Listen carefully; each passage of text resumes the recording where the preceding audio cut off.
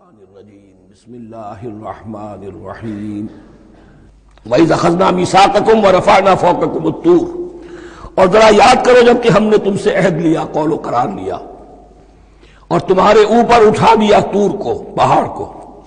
جب تورات دی گئی تو اس وقت ایک کیفیت معجزانہ طور پر ایسی پیدا کی گئی، ان کے اوپر ایک روب ڈالنے کے لیے اور خشیت قلب میں پیدا کرنے کے لیے کوہ طور اٹھا کر معلق کر دیا گیا۔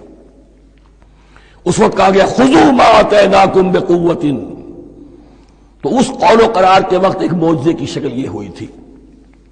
وَإِذْ أَخَذْنَا مِيثَاقَكُمْ وَرَفَعْنَا فَوْقَكُمُ الطُّورَ خُذُوا مَا آتَيْنَاكُمْ بِقُوَّةٍ وَاذْكُرُوا مَا فِيهِ لَعَلَّكُمْ تَتَّقُونَ، پکڑو اس کو مضبوطی کے ساتھ جو ہم نے تمہیں دیا ہے، اس حدیث، اس کتاب کو، تورات کو، اس شریعت کو، ان احکام کو۔ وَاذْكُرُوا مَا فِيهِ، اور یاد رکھو اسے جو کچھ کہ اس میں ہے، لَعَلَّكُمْ تَتَّقُونَ، تاکہ تم بچ سکو۔ ثُمَّ تَوَلَّيْتُم مِّن بَعْدِ ذَلِكَ، پھر تم نے روگردانی کی اس کے بعد، اس میثاق کو توڑا، میثاق الست کو توڑا تھا، اور دوسرے یہ میثاق شریعت جو تم سے لیا گیا اس کو بھی توڑا۔ ثم توليتم من بعد ذلك فلولا فضل الله عليكم ورحمته لكنتم من الخاسرين، پھر اگر اللہ کا فضل تمہارے شامل حال نہ ہوتا اور اس کی رحمت تمہاری دستگیری نہ کرتی رہتی، بار بار تمہیں معاف کیا، تمہیں مہلت دی، تو اگر یہ چیز نہ ہوتی تو اسی وقت سے تم خسارہ پانے والے اور تباہ ہونے والے ہو جاتے۔ وَلَقَدْ عَلِمْتُمُ الَّذِينَ اعْتَدَوْا مِنْكُمْ فِي السَّبْتِ، اور تمہیں خوب معلوم ہے تم میں سے وہ لوگ جنہوں نے سبت کے قانون کو توڑا، حد سے تجاوز کیا۔ یہ واقعہ تفصیل کے ساتھ سورہ اعراف میں آئے گا کہ ان کی شریعت میں ہفتے کا روز معین کر دیا گیا تھا، کوئی دنیاوی کام نہیں ہوگا۔ آج بھی وہ لوگ جو ہے سبت کو، جو بھی پریکٹسنگ جیوز ہیں، وہ اس کی پابندی کرتے ہیں اور بڑی شدت سے کرتے ہیں۔ لیکن ایک زمانے میں ایک خاص ان کا قبیلہ تھا کہ جس نے ایک بڑے ہی شرعی ہیلا ایجاد کر کے اس قانون کی دھجیاں بکھیری۔ تفصیل ہم پڑھیں گے سورہ اعراف میں۔ وَلَقَدْ عَلِمْتُمُ الَّذِينَ اعْتَدَوْا مِنْكُمْ فِي السَّبْتِ، اور تمہارے علم میں ہے تمہارے وہ لوگ کہ جنہوں نے سبت کے قانون کے ضمن میں خلاف ورزی کی۔ فَقُلْنَا لَهُمْ كُونُوا قِرَدَةً خَاسِئِينَ، تو ہم نے کہہ دیا ان کو کہ ہو جاؤ ذلیل بندر، ان کی شکلیں بس کر دی گئی، انہیں بندروں کی شکل میں تبدیل کر دیا گیا۔ فَجَعَلْنَاهَا نَكَالًا لِمَا بَيْنَ يَدَيْهَا، پھر ہم نے اس واقعے کو یا اس بستی کو ایک بنا دیا مثال، لوگوں کے لیے ان کی عبرت کے سامان بنا دیا، ان کے لیے بھی جو سامنے موجود تھے اس زمانے کے لوگ، اور ان کے لیے بھی جو بعد میں آنے والے تھے۔ وَمَوْعِظَةً لِّلْمُتَّقِينَ، اور اسے ایک نصیحت، ایک سبق آموزی کی بات بنا دیا اہل تقویٰ کے لیے۔ وَإِذْ قَالَ مُوسَىٰ لِقَوْمِهِ إِنَّ اللَّهَ يَأْمُرُكُمْ أَن تَذْبَحُوا بَقَرَةً، اور یاد کرو جب کہ موسیٰ نے اپنی قوم سے کہا یقیناً اللہ تمہیں حکم دیتا ہے کہ گائے کو ذبح کرو۔ یہ واقعہ میں پہلے آپ کو بتا دوں، پھر ہم یہ آیات تیزی سے پڑھ لیں گے۔ بنی اسرائیل میں ایک شخص قتل ہو گیا، عامیل نامی، اور قاتل کا پتہ نہیں چل رہا تھا۔ اللہ تعالیٰ نے حضرت موسیٰ کے ذریعے سے حکم دیا کہ ایک گائے کو ذبح کرو، اور اس کے جسم کے ایک ٹکڑے سے اس مردے کو چھوؤ، وہ جی اٹھے گا اور وہ بتا دے گا میرا قاتل کون ہے۔ اب یہ کہ یہ معجزات کی شکل ہے جو بار بار آ رہے ہیں، اور سابق اس امت کے اندر معجزات کا آپ کو بہت عمل دخل ملے گا۔ اس میں ایک تو یہ کہ گائے کو ذبح کرنا، وہ گائے کے تقدس کا جو ان کے دل میں ذہن میں تھا، تو ذبح کرنے سے اس کے اوپر بھی گویا کہ ایک تلوار چلائی گئی، اور پھر انہیں دکھا بھی دیا گیا کہ ایک آدمی زندہ بھی ہو سکتا ہے، بعد سے بعد الموت کا بھی ایک نقشہ دکھا دیا گیا انہیں۔ لیکن انہیں جب یہ حکم ملا اور ان کے دلوں کے اندر وہ بچڑے کی اور گائے کی تقدیس جو ہے وہ پلی ہوئی تھی، اب انہوں نے سوال کر کے کسی طریقے سے بچنے کے لیے مین میخ نکالی، کیسی گائے ہو، کیا رنگ ہو، کس طرح کی ہو، کس عمر کی ہو۔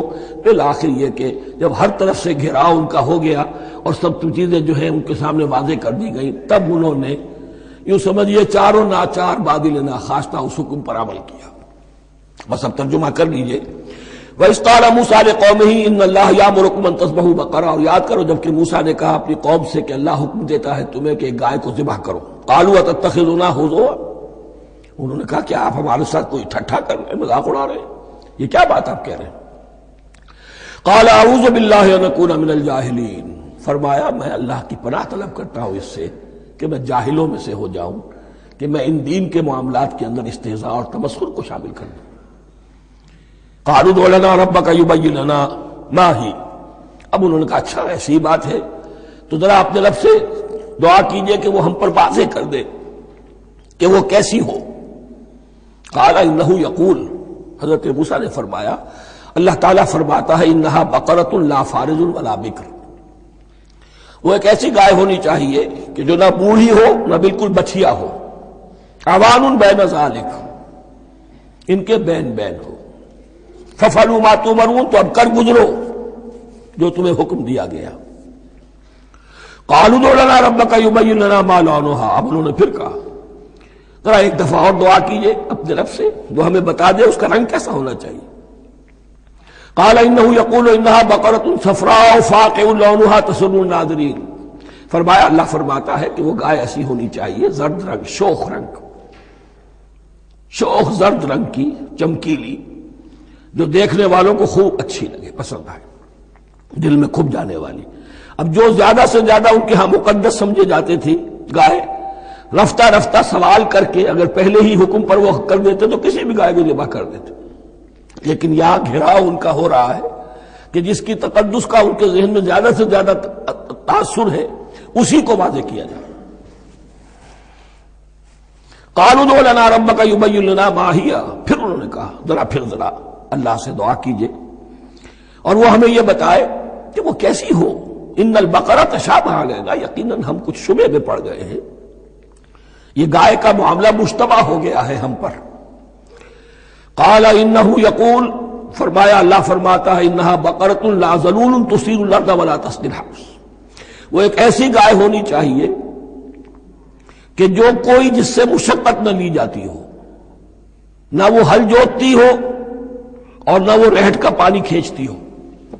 تسیر الارض، نہ تو وہ زمین کو جوتنے میں ہل چلانے میں کام میں لی جائے، ولا تسقی الحرث، اور نہ کھیتی کو پانی پلانے کے لیے وہ پانی کھینچنے میں استعمال کیا جائے۔ مسلمتن، اور پوری سالم ہونی چاہیے، یک رنگ، لا شیۃ فیہا، اس میں کسی دوسرے رنگ کا کوئی داغ تک نہ ہو۔ اب کیا کرتے، گھیراؤ میں آ گئے۔ قالوا الآن جئت بالحق، کہا انہوں نے کہ ٹھیک ہے اب تو آپ نے بات جو ہے پوری طریقے سے واضح کر دی۔ فذبحوها وما كانوا يفعلون، تب انہوں نے اس کو ذبح کیا اور وہ کرنے والے نہیں تھے، دل میں نہیں تھا، باطل ناخواش تھا۔ اب دیکھیے یہاں ترتیب ذرا واقعے کی جو ہے مختلف ہو گئی ہے، جو اس ذبح بقرہ کا سبب تھا وہ بعد میں بیان ہو رہا ہے یہاں۔ تورات میں چونکہ واقعات کو اس طریقے سے بیان کیا ہے لہذا وہاں ترتیب دوسری ہے۔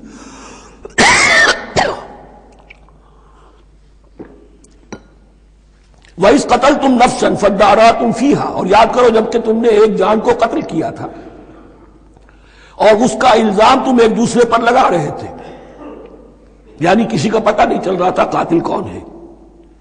وَاللَّهُ مُخْرِجٌ مَا كُنتُمْ تَكْتُمُونَ، اور اللہ تعالیٰ فیصلہ کر چکا تھا کہ جو کچھ تم چھپا رہے ہو اسے نکال کر رہے گا، واضح کرے گا۔ فَقُلْ اضْرِبُوهُ بِبَعْضِهَا، تو ہم نے حکم دیا کہ اس کی لاش کو اس گائے کے ایک ٹکڑے سے، اس کے جسم کے ایک حصے سے ضرب لگاؤ۔ کذالک یحیی اللہ الموتیٰ، اور دیکھو اس طریقے سے اللہ مردوں کو زندہ کر دے گا۔ تھوڑی دیر کے لیے وہ زندہ ہوا اور اس نے اپنے قاتل کا نام بتا دیا۔ وَيُرِيكُمْ آيَاتِهِ لَعَلَّكُمْ تَعْقِلُونَ، اور وہ تمہیں دکھاتا ہے اپنی آیات تاکہ تم عقل سے کام لو۔ اب جو الفاظ آ رہے ہیں بہت سخت ہیں، بہت سخت ہیں، لیکن ان کو پڑھتے ہوئے درون بینی ضرور کیجیے گا، اپنے اندر جھانکیے گا۔ ثم قست قلوبکم، پھر تمہارے دل سخت ہو گئے جب دین میں ہیلے بہانے نکالے جانے لگے اور ہیلوں بہانوں کے ذریعے سے شریعت کے احکام سے بچا جائے، اللہ کو دھوکہ دینے کی کوشش کی جائے، اس کا جو نتیجہ نکلتا ہے وہ دل کی سختی۔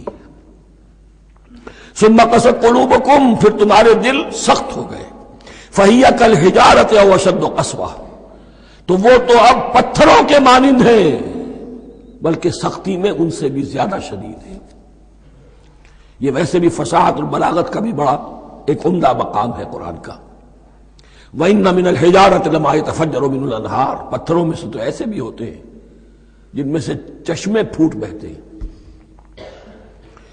وَإِنَّ مِنْهَا لَمَا يَشَّقَّقُ فَيَخْرُجُ مِنْهُ الْمَاءُ، اور ایسے بھی ہیں جو شق ہو جاتے ہیں، پتھر چٹانیں، ان میں سے پانی برآمد ہو جاتا ہے۔ وَإِنَّ مِنْهَا لَمَا يَهْبِطُ مِنْ خَشْيَةِ اللَّهِ، اور ان میں وہ بھی ہوتے ہیں جو اللہ کے خوف سے گر پڑتے ہیں۔ وَمَا اللَّهُ بِغَافِلٍ عَمَّا تَعْمَلُونَ، اور اللہ تعالیٰ غافل نہیں ہے اس سے کہ جو تم کر رہے ہو۔ یہ کیفیت جو ہے ثُمَّ قَسَتْ قُلُوبُكُمْ فَهِيَ كَالْحِجَارَةِ وَأَشَدُّ قَسْوَةً، ہے کون؟ یا بنی اسرائیل اذکروا نعمتی التي انعمت علیکم وانی فضلتکم علی العالمین، جن پر 1400 برس ایسے گزرے کہ کوئی لمحہ ایسا نہ تھا کہ نبی موجود نہ ہو، جنہیں 3 کتابیں دی گئیں،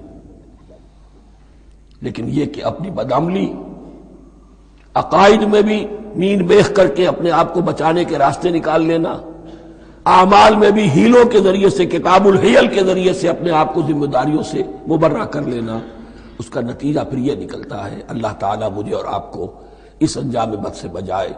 بارک اللہ لی ولکم فی القرآن العظیم ونفعنی وإیاکم بالآیات والذکر الحکیم۔